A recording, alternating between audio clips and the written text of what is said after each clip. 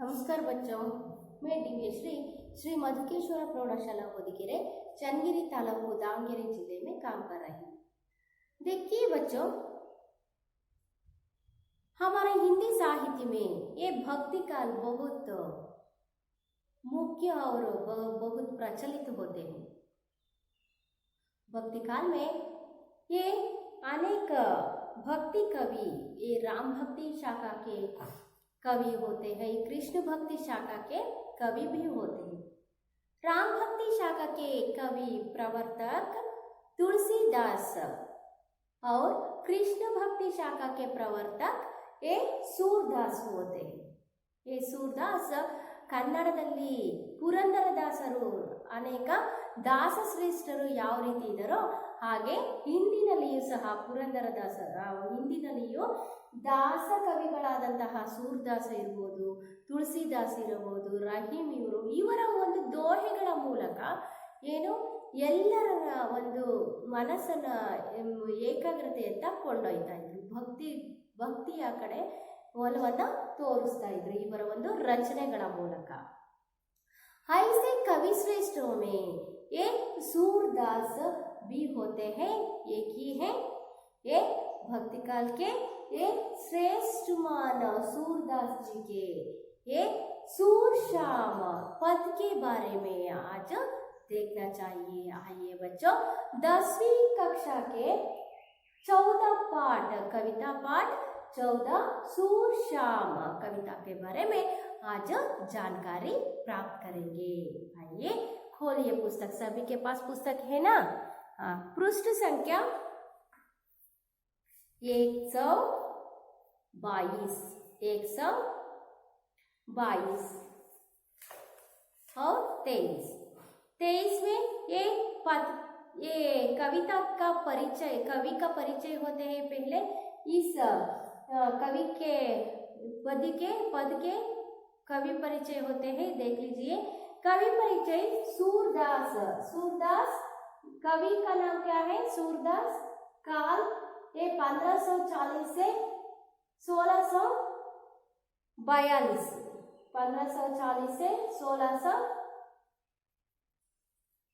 1600 कितने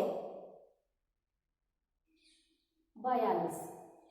कृतियां सूर सारावली, सूर सागर, साहित्य लहरी आदि उनकी प्रमुख रचनाएं होते हैं। देखिए पुस्तक में कवि का परिचय है, देख लीजिए सभी। सन 1540 से 1642 उनके काल होते हैं। भक्त कवि सूरदास हिंदी साहित्यकाश के सूर्य माने जाते हैं। इन्हें भक्ति काल की सुगुण भक्ति धारा के कृष्ण भक्ति शाखा के प्रवर्तक माना जाता है। इनका जन्म उत्तर प्रदेश के रुनकाता गांव में सन 1540 को हुआ था। इनकी प्रमुख रचनाएं हैं सूर सागर, सूर सारावली एवं साहित्य लहरी। इनकी मृत्यु सन 1642 को हुई। इनकी काव्यों में वात्सल्य, श्रृंगार तथा भक्ति का त्रिवेणी संगम हुआ है। देखिए उनके कृतियां और स्थल, कहाँ उनका जन्म कहाँ हुआ, देख लीजिए। ये उत्तर प्रदेश के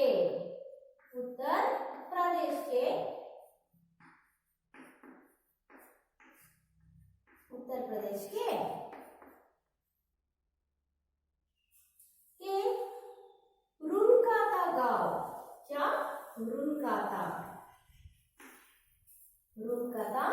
गांव, रुनकाता में उनके जन्म 1540 में होते हैं। देखिए भक्ति काल के भक्ति साहित्य में सूरदास जी के ये साहित्यकाश, ये सूरदास जी को ये साहित्यकाश के सूर्य माने जाते हैं। ಅಂದ್ರೆ ಸಾಹಿತ್ಯದ ಸೂರ್ಯನ ಹಾಗೆ ಇವರು ಪ್ರಕಾಶಿಸ್ತಾ ಇದ್ರಂತೆ. ಸೂರ್ಯ ಯಾವ ರೀತಿ ಬೆಳಗನ್ನ ಕೊಡ್ತಾನೋ ಬೆಳಗ್ತಾನೋ ಆ ರೀತಿ ಭಕ್ತಿ ಕಾಲದಲ್ಲಿ ಇವರ ರಚನೆಗಳು, ಇವರ ಒಂದು ಸಾಹಿತ್ಯ ಸೂರ್ಯನ ರೀತಿಯಲ್ಲಿ ಪ್ರಕಾಶಮಯವಾಗಿತ್ತು.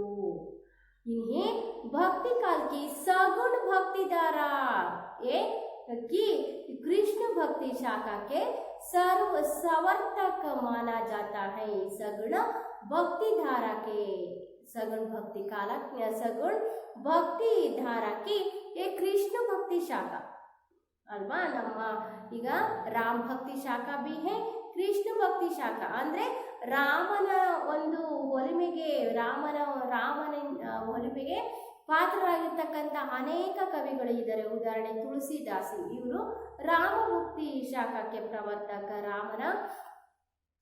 ರಾಮನಿಗೆ ಇವರನ್ನ ಮುಡುಪಾಗಿಟ್ಕೊಂಡಿದ್ರು. ಹಾಗೆ ಕೃಷ್ಣನ ಒಂದು ಅಂದ್ರೆ ಕೃಷ್ಣನಿಗೆ ಸಂಬಂಧಿಸಿದಂತಹ, ಕೃಷ್ಣನ ಭಕ್ತಿಗೆ ಸಂಬಂಧಿಸಿದಂತಹ ರಚನೆಗಳನ್ನು ಮಾಡುವವರು ಯಾರು?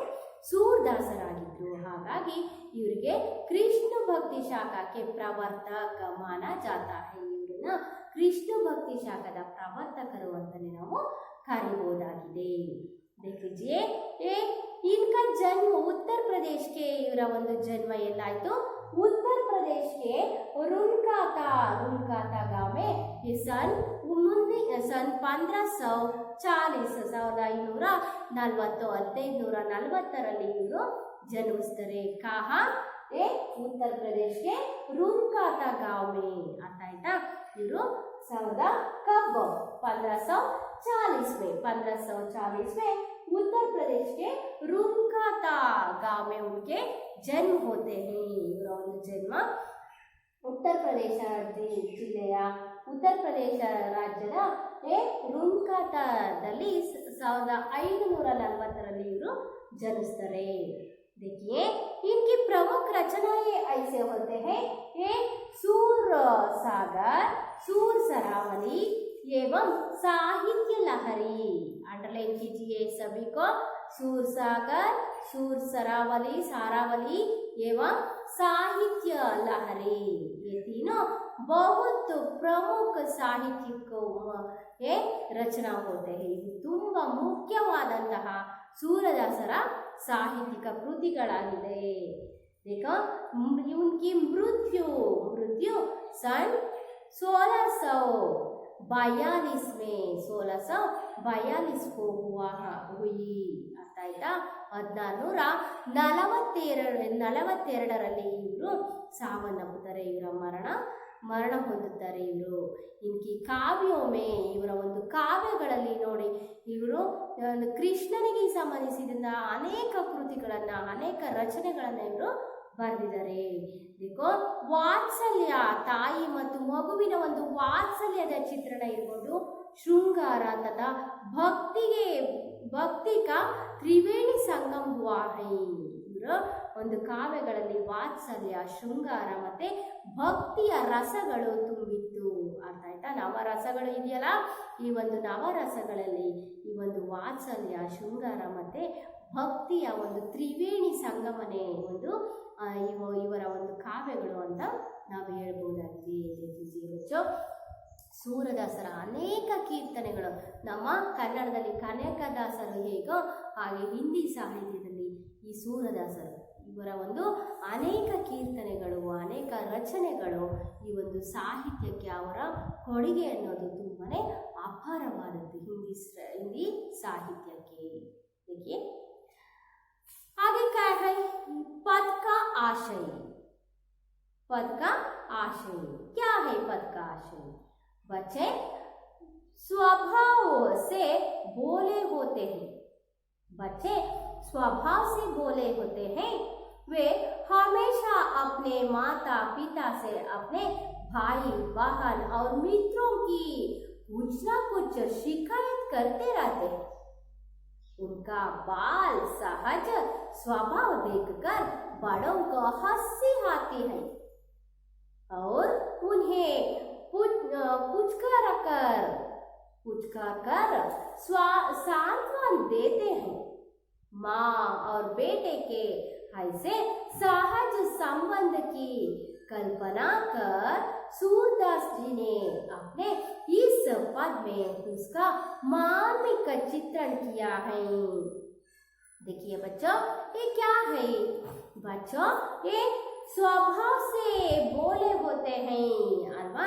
ಚಿಕ್ಕವರಿಂದಲೂ ಏನೋ ಮಾತುಗಳನ್ನ, ತಮ್ಮ ಚಿಕ್ಕ ಬಾಲ್ಯದಲ್ಲಿನ ಒಂದು ಮಾತುಗಳು ಎಷ್ಟು ಒಂದು ಚೆನ್ನಾಗಿರುತ್ತೆ, ಕೇಳೋದಕ್ಕೆ ಖುಷಿ ಆಗುತ್ತೆ. ಅವರ ಒಂದು ತೊದಲು ಮಾತುಗಳು, ಅವರ ಒಂದು ಏನು ಬೇರೆಯವರ ಬಗ್ಗೆ ಹೇಳ್ತಕ್ಕಂಥ ಚಾಡಿಗಳು ಅಲ್ವಾ, ಅವರ ಆಟ ಪಾಠಗಳು ಎಲ್ಲ ನೋಡೋದಕ್ಕೆ ತುಂಬ ಸೊಗಸಾಗದು.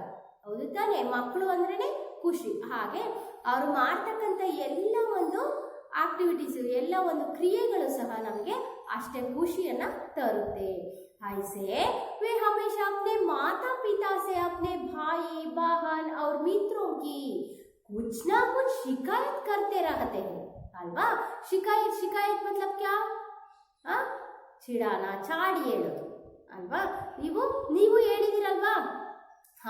ಬೇರೆಯವ್ರ ಬಗ್ಗೆ ಚಾಡಿ ಹೇಳೋದು. ಅಣ್ಣ ಆಗಿರ್ಬೋದು, ತಂಗಿ ಆಗಿರ್ಬೋದು, ಅಕ್ಕ ಇರ್ಬೋದು, ಅಣ್ಣ ಇರ್ಬೋದು ಅಲ್ವಾ? ಅವನು ಹೊಡಿತಾನೆ, ಅಳ್ತಾನೆ, ಜಿಗಿಡ್ತಾನೆ, ಏನೋ ಕೊಡ್ಲಿಲ್ಲ, ಮಾಡಲಿಲ್ಲ ಹೇಳ್ತಾನೆ ಇರ್ತೀರ. ಹೌದು ತಾನೆ? ತಂದೆ ತಾಯಿಗಳ ಹತ್ರ ನಿಮ್ಮ ಜಗಳಗಳು, ನಿಮ್ಮ ಸಮಸ್ಯೆಗಳು ಹೇಳ್ಕೊಂತ ಇರ್ತೀರಲ್ವಾ? कुछ ना कुछ शिकायत करते रहते हैं। उनका बाल सहज स्वभाव देखकर ಇದು ಪ್ರತಿಯೊಬ್ಬ ಮನುಷ್ಯರು ಮಾಡೇ ಇರ್ತಾರೆ. ಯಾಕೆಂದ್ರೆ ಇದು ಅವರ ಒಂದು ಸ್ವಭಾವ, ಬಾಲ್ಯದಲ್ಲಿ ಮಾಡ್ತಕ್ಕಂಥ ಒಂದು ಸ್ವಭಾವನೆ ಆಗಿರುತ್ತೆ. ये सभी को देखकर माँ बाप क्या करते हैं? हंसते हैं, उन्हें पहचानकर सांत्वन देते हैं ಅಲ್ವಾ? ಇದನ್ನ ನೋಡ್ಬಿಟ್ಟು ನಗ್ತಾ ನೀವು ಏನ್ ಮಾಡ್ತಾರೆ? ಸಾಂತ್ವನವನ್ನು ಸಹ ಮಾಡ್ತಾರೆ. माँ और बेटे की ऐसी सहज संबंध की कल्पना कर सूरदास जी ने अपने इस पद में उसका मार्मिक चित्रण किया है। क्या करते हैं सूरदास जी? एक माँ और बेटे के ऐसे सहज संबंधों को क्या है? एक शिकायत, माँ उनके बेटे उनके और एक बेटे के साथ शिकायत करते हैं। ये शिकायत और बेटे के, माँ बेटे के सहज संबंध कैसे होते हैं? ये सभी एक कल्पनाओं को सूरदास उनके पदों में रचन किया गया है। ಇವರ ಅವರ ಒಂದು ಕಲ್ಪನೆಯನ್ನ ತಮ್ಮ ಪದಗಳಲ್ಲಿ, ತಮ್ಮದೇ ಆದ ಒಂದು ಮಾತಿನಲ್ಲಿ ಅವರು ಚಿತ್ರಿಸ್ತಾ ಹೋಗಿದ್ದಾರೆ. देखिए ये अपने इस पद में उसका मार्मिक चित्रण किया गया है। ಒಂದು ನಿಮಗೆ ಈ ಒಂದು ಪದದ ಮೂಲಕ, ಈ ಒಂದು ಮಾತುಗಳ ಮೂಲಕ, ವಚನದ ಮೂಲಕ ನಿಮಗೆ ಏನನ್ನ ಮಗು ಮತ್ತೆ ತಾಯಿಯ ಸಂಬಂಧ ಹೇಗಿರುತ್ತೆ, ಅವರ ಒಂದು ವಾತ್ಸಲ್ಯ ಹೇಗಿರುತ್ತೆ, ಅವರ ಯಾವ ರೀತಿ ಜಗಳವನ್ನ ಯಾವ ರೀತಿ ಸಾಂತ್ವನದ ಮೂಲಕ ಏನೋ ಪರಿಹರಿಸ್ತಾರೆ ಅನ್ನೋ ಒಂದು ಸಂದೇಶವನ್ನ ನಿಮ್ಗೆ ಇಲ್ಲಿ ತಿಳಿಸ್ತಾ ಹೋಗ್ತಾರೆ. देखो आगे क्या है? प्रस्तुत पद में, एक प्रस्तुत कविता में आने वाले नए शब्द या शब्द देखिए। शब्द एक मैया, मैया मतलब क्या? माँ। मोही, मोही मुझे। दाऊ भैया, भैया एक कृष्ण के भैया कौन है? कृष्ण के भैया बलराम, बलराम। जसोमती, जसोदा या यशोदा। तात पिता, श्याम, श्याम काला कप्पू। ग्वाल सरी ग्वाल गोपालक, गोपाल गोपाल। कान्हा कृष्ण, कान्हा, कान्हा ಅಂತಂದ್ರೆ ಯಾರು? ಕೃಷ್ಣ. धूत दुष्ट, धूत ಅಂತಂದ್ರೆ दुष्ट। पूत पुत्र। देखिए ये सभी इस कविता में आने वाले एक नए शब्द या शब्दार्थ होते हैं। और एक बार पुस्तक में है और एक बार देख लीजिए। एक शब्द मैया, माँ। मोही मुझे। दाऊ भैया, ये बलराम। भैया कौन है? कृष्ण के भैया, हाँ बलराम। now खिंचाना, चिढ़ाना, चिढ़ाना ಏನು ಚಾಡಿ ಹೇಳೋದು, ಹೊಡಿತಾರೆ, ಬೈತಾರೆ. ಮೋಸೋ ಮುನ್ಸೆ, ಮೋಲು ಮೂಲ್ಯ ಬೆಲೆ, ದಾಮ್ ದಾಮ್ ಅಂದ್ರೆ ಏನು ಬೆಲೆ, ತೋಹಿ ತುಜೆ, ಜಸುಮತಿ ಜಸೋದ ಯಶೋದ,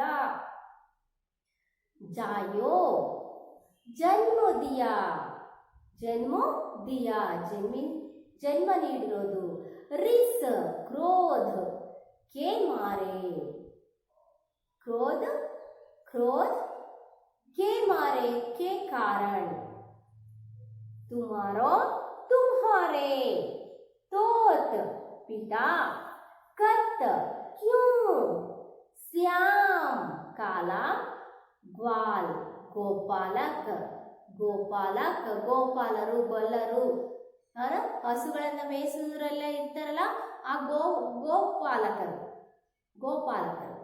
और सिखाई सिखाना, बलभद्र बलबीर बलराम, रिजई मोहित, रिजई मोहित होना, सुनो सुनो कान्हा कृष्ण, जबाई पीठ, जबाई पीठ पीछे बुराई करने वाला, पीठ पीछे बुराई करने वाला, जुगलखोर जुगलखोर, जन्मता ही को जन्म से ही, जन्मता ही को जन्म से ही, धूत दुष्ट लखी देखकर सौ कसम सौगंध, हौ मैं पुत्र। देखिए ये सभी इस पाठ में, इस कविता में, इस पद में आने वाले क्या है, ये नए शब्द या शब्दार्थ होते हैं। देखिए बच्चों, इस पाठ से आप क्या सीख सकते हैं, ಈ ಒಂದು ಕವಿತೆಯಿಂದ, ಈ ಒಂದು ಪಾಠದಿಂದ, ಕವಿತಾ ಪಾಠ से, कविता पद्य से, पद से आप क्या सीख सकते हैं, ಏನನ್ನ ತಿಳ್ಕೊಂತೀರಾ ಅನ್ನೋದು। देखो प्रस्तुत पद में कवि सूरदास ने कृष्ण की बाल लीला का वर्णन करते हुए उसके स्वभाव, भोलेपन एवं माता यशोदा के वात्सल्य का सुंदर चित्रण किया है। क्या करते हैं प्रस्तुत पद में, ये सूरदास ये कृष्ण की बाल लीला का, ಬಾಲ್ಯಕಾಲದ ಒಂದು ಬಾಲ್ಯ ಲೀಲೆಯನ್ನ ವರ್ಣನೆಯನ್ನ ಮಾಡಿದ್ದಾರೆ। उसके साथ ಇದರ ಜೊತೆನಲ್ಲಿ ಕೃಷ್ಣಕ್ಕೆ ಸ್ವಭಾವ ಕೈಸೆ ಹೋತೆ ಹೇ, ಅವರ ಒಂದು ಬಾಲಕೃಷ್ಣನ ನೀವು ನೋಡಿದೀರಾ ಅಲ್ವಾ, ಚಿತ್ರದಲ್ಲಿ ಟಿವಿಗಳಲ್ಲೆಲ್ಲ ನೋಡಿದ್ರ, ಅವ್ರನ್ನ ಯಾವ ರೀತಿ ತುಂಟಾಟವನ್ನ ಮಾಡ್ತಾರೆ, ಮತ್ತೆ ಕೃಷ್ಣ ಯಾವ ರೀತಿಯಾಗಿ ಬೆಣ್ಣೆಯನ್ನ ಕದಿಯೋದಕ್ಕೆ ಏನೆಲ್ಲ ಸಾಹಸವನ್ನ ಮಾಡ್ತಾ ಇದ್ರು, ಯಾವ ರೀತಿ ತುಂಟಾಟವನ್ನ ಆಡ್ತಾ ಇದ್ರು ಎಲ್ಲ ನೋಡಿದ್ರು। ಈಗಲೂ ಸಹ ಏನು ಧಾರಾವಾಹಿಗಳಲ್ಲಿ ಈ ಒಂದು ಕೃಷ್ಣನ ಬಗ್ಗೆ ಅನೇಕ ಕಥೆಗಳನ್ನು ನೀವು ನೋಡ್ತಾನೆ ಇದ್ದೀರಾ। देखो उनके स्वभाव कैसे होते हैं और भोलेपन कैसे होते हैं, ಅವನ ಮಾತುಗಳು ಯಾವ ರೀತಿ ಇತ್ತು, और माता यशोदा के वात्सल्य कैसे होते हैं, ತನ್ನ ತಾಯಿಯಾಗಿರ್ತಕ್ಕಂಥ ಯಶೋದ ಅಮ್ಮನ ವಾತ್ಸಲ್ಯ ಹೇಗಿತ್ತು, ಹೌದು ತಾನೆ, ವಾತ್ಸಲ್ಯ ಯಾವ ರೀತಿ ವಾತ್ಸಲ್ಯದಿಂದ ಪ್ರೀತಿಯಿಂದ ಕೃಷ್ಣನನ್ನ ಸಾಕಿದ್ರು, ಕೃಷ್ಣನ ನೋಡ್ಕೊಂತ ಇದ್ರು, ಅವರ ವಾತ್ಸಲ್ಯ ಹೇಗಿತ್ತು, ಮಮತೆ ಹೇಗಿತ್ತು ಅನ್ನೋ ಒಂದು ಸುಂದರವಾದ ಚಿತ್ರಣವನ್ನ ಈ ಪದ್ಯದ ಮೂಲಕ ನಿಮಗೆ ತಿಳಿಸ್ತಾ ಹೋಗ್ತಾರೆ। देखिए मैया मोही दाव बहुत की जायो, मैया मोही दाव बहुत की जायो, मोसो कहता मोल को लीनो, तो ही जसमती का बुझायो, मोसो कहता मोल को लीनो, तो ही जसमती का बुझायो, कहा ये निरिस की मारे खेल न हो नन्ही जाता, पुनि पुनि कहता कौन है माता, को है तुम्हारे तोता गोरे नंद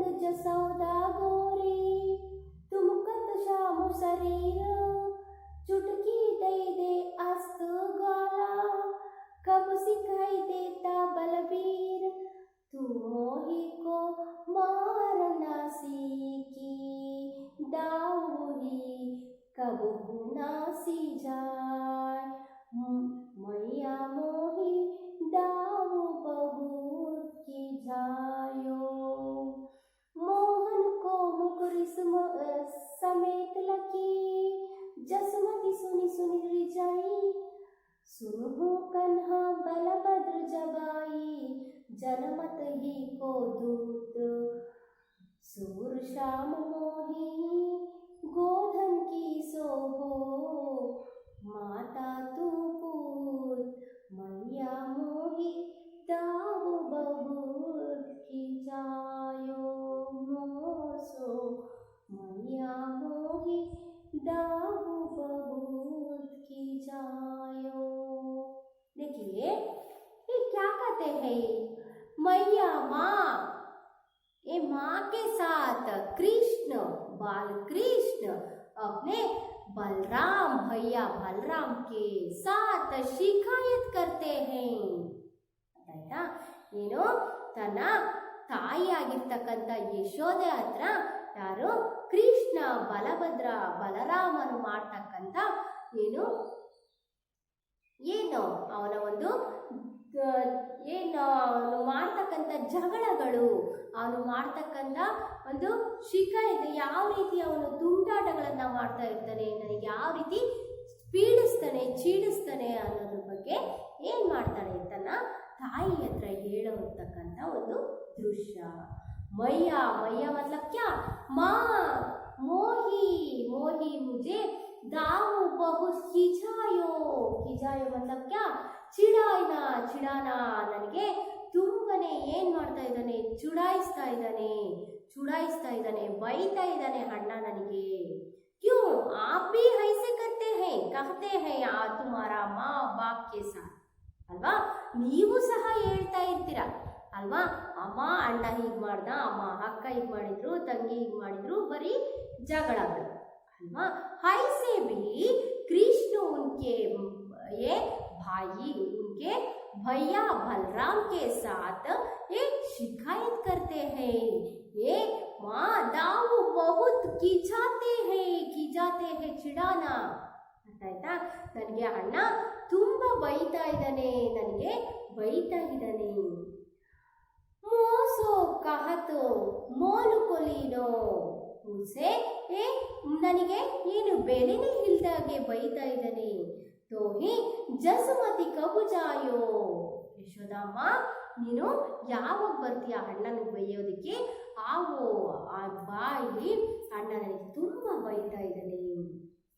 कहा कहा है इन्हें रिस के मारे, रिस रिस मतलब क्या, क्रोध,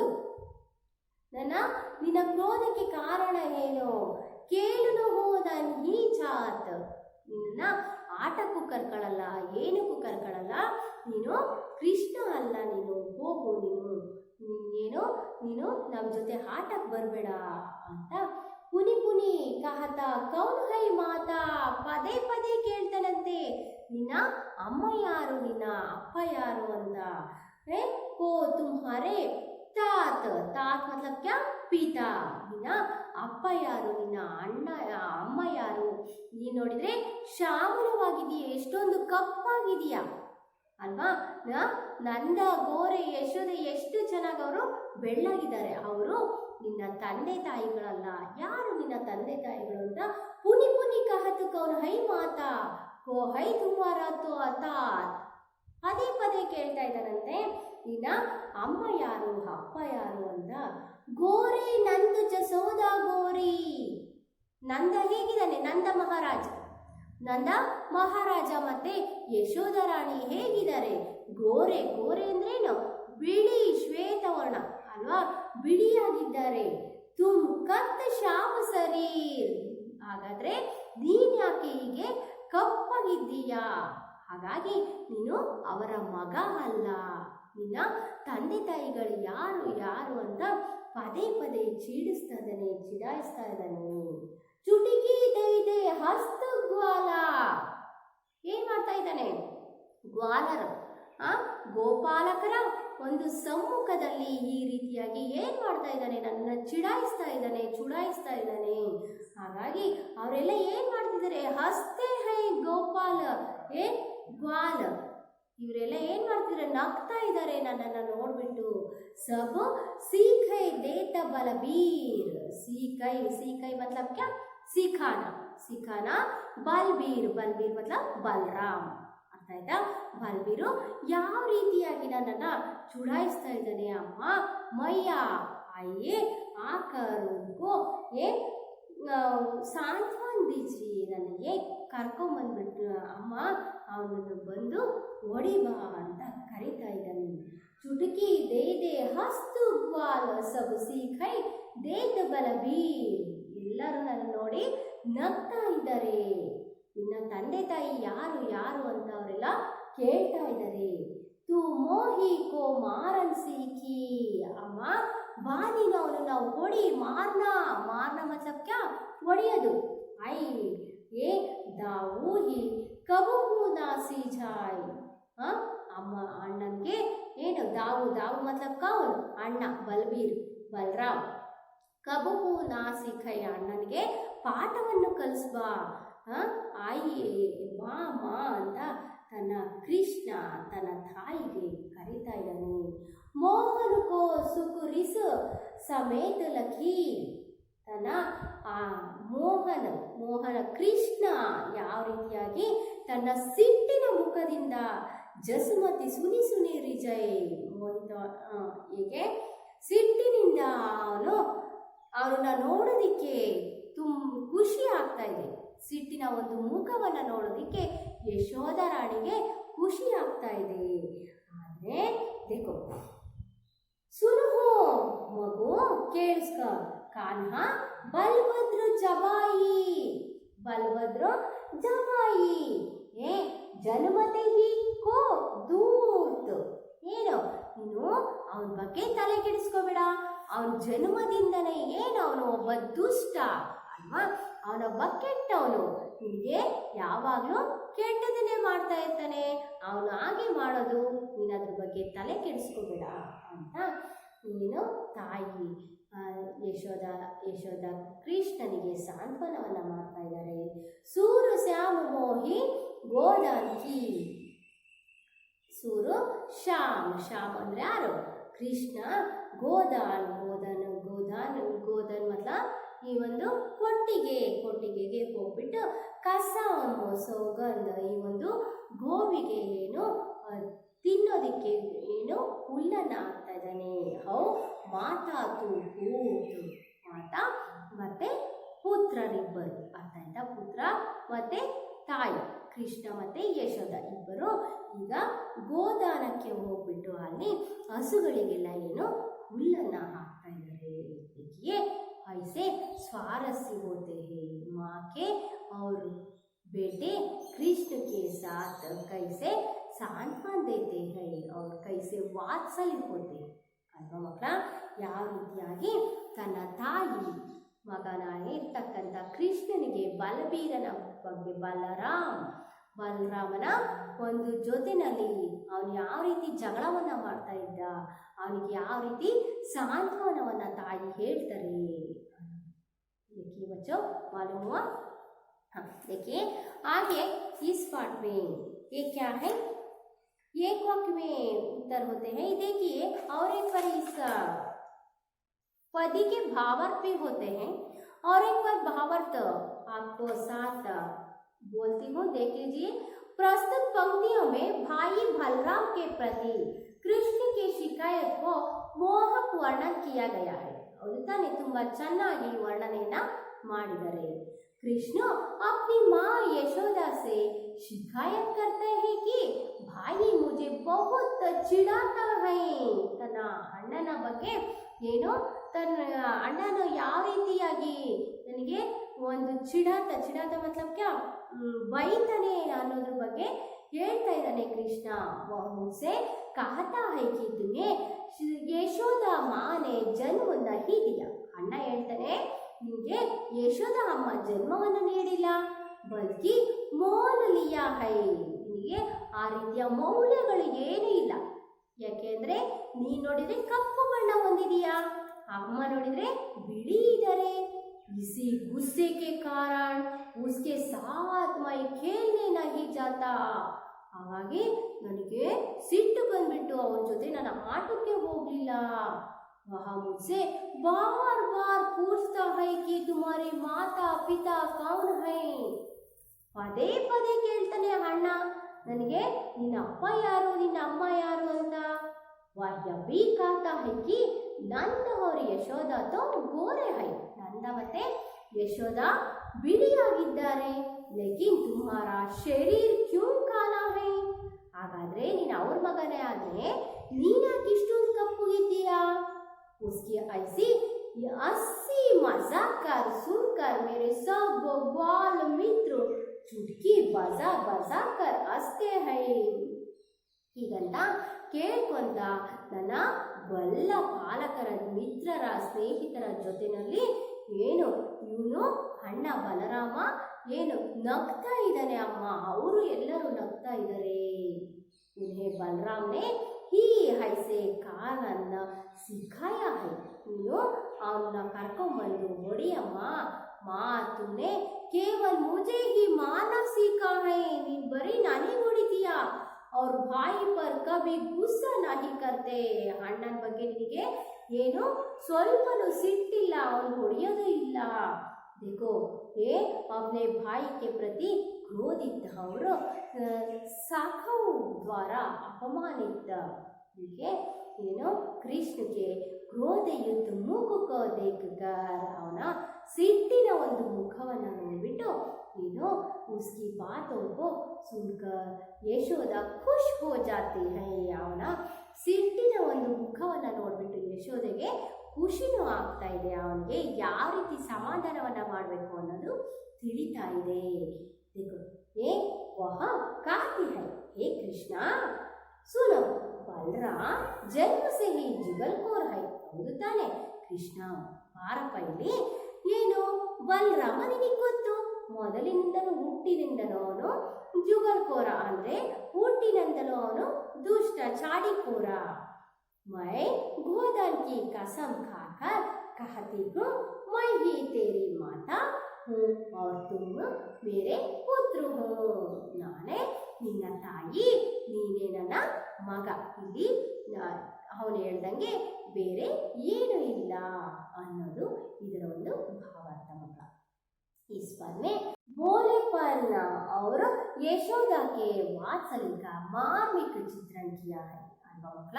ಇದು 3 ಅಂಕಕ್ಕೆ ಒಂದು ಪ್ರಶ್ನೆ ಇದರಲ್ಲಿ ಇದ್ದೇ ಇರುತ್ತೆ. ಹಾಗಾಗಿ ನೀವು ಇದನ್ನ ತುಂಬಾ ಚೆನ್ನಾಗಿ ಭಾವಾರ್ಥವನ್ನ ತಿಳ್ಕೋಬೇಕಾಗುತ್ತೆ. देखिए आगे एक वाक्य के प्रश्न है और 2, 3 और 4, 6 वाक्यों के प्रश्न होते हैं. आपको पढ़कर ये समझकर इस सभी प्रश्नों के कल गृह कार्य में उत्तर लिख लीजिए. और आगे क्या है पद्यभाग पूर्ण कीजिए है. क्या है गोरे नंद डैश ये सभी को लिख लीजिए. ये अनुरूपता भी है. अनुरूपता में आपको लिख लीजिए. जोड़कर लिखिए हैं. सही शब्द चुनकर लिखिए हैं. आधुनिक रूप लिखिए. मैया मैया माता ಇದೆ. मोही मुझे ಹೌದಾ ये शब्दार्थ में है. ಅರ್ಥ ಆಯ್ತಾ ನಿಮಗೆ ಅರ್ಥಗಳು. ಆಧುನಿಕ ರೂಪ ಲಿಖಿಯೇ ಇದೆಯಲ್ಲ ಅದರ ಅರ್ಥಗಳು ಎಲ್ಲಿದೆ ನಿಮಗೆ ಶಬ್ದಾರ್ಥದಲ್ಲಿ ಸಿಗ್ತಾ ಹೋಗುತ್ತೆ. ಹಾಗಾಗಿ ಶಬ್ದಾರ್ಥಗಳನ್ನು ನೀವು ನೋಡಿಕೊಂಡ್ರೆ ಇವೆಲ್ಲವೂ ಸಿಗುತ್ತೆ. ಈ ಎಲ್ಲ ಶಬ್ದಗಳನ್ನು ನಿಮ್ಮ ಅಂದರೆ ಅದು ಮೈಯ ಹಳೆಗನ್ನಡ ಅಂತ ಇರುತ್ತಲ್ಲ ಅದೇ ರೀತಿ ಹಿಂದಿಯ ಒಂದು ಹಳೆ ಪದಗಳು ಅವನ್ನ ನೀವು ಹೊಸ ಕನ್ನಡ ಅಥವಾ ಹೊಸ ಭಾಷೆಗೆ ನೀವು ರೂಪಾಂತರ ಮಾಡಬೇಕಾಗುತ್ತೆ. ಮಯ್ಯ ಮಾತಾ ಮೋಹಿ ಮುಜೆ ಈ ರೀತಿಯಾಗಿ ಆಯಿತಾ. ಇವನ್ನೆಲ್ಲ ನೀವು ಬರ್ಕೊಂಡು ಬರಬೇಕಾಗುತ್ತೆ. देखिए सभी को मालूम हुआ ये कविता. हाँ कल ये होमवर्क के साथ आपको सभी बहुत मुख्य होता है होमवर्क करना. ಅರ್ಥ ಆಯ್ತಾ. ಮನೆಯಲ್ಲಿ ನೀವು ಸುರಕ್ಷಿತವಾಗಿರೋದ್ರ ಜೊತೆಗೆ ಸುರಕ್ಷಿತವಾಗಿ ಪದ್ಯಗಳನ್ನು ಪಾಠಗಳನ್ನು ಓದ್ಕೊಂಡು ಹೋಮ್ವರ್ಕ್ ಮಾಡೋದು ತುಂಬಾ ಮುಖ್ಯ. ಯಾಕೆಂದರೆ ಪರೀಕ್ಷೆ ಹತ್ರ ಬರ್ತಾ ಇದೆ. ಪರೀಕ್ಷೆ ಒಂದು ಇದ್ದೇ ಇದೆ. ಹಾಗಾಗಿ 10ನೇ ತರಗತಿಯವರು ಈ ಒಂದು ಪಾಠಗಳನ್ನೆಲ್ಲ ಓದೋದು ಹೋಮ್ವರ್ಕ್ಗಳನ್ನು ಮಾಡೋದು ತುಂಬಾ ಮುಖ್ಯ. ಹಾಗಾಗಿ ಹಾಗಾಗಿ ಎಲ್ಲರೂ ಹೋಮ್ವರ್ಕ್ಗಳನ್ನು ಮಾಡಿಕೊಂಡು ನಾಳೆ ತರಗತಿಗೆ हाजरागेंगे। सभी इस पद सुनने का सभी को धन्यवाद करती हूँ। धन्यवाद।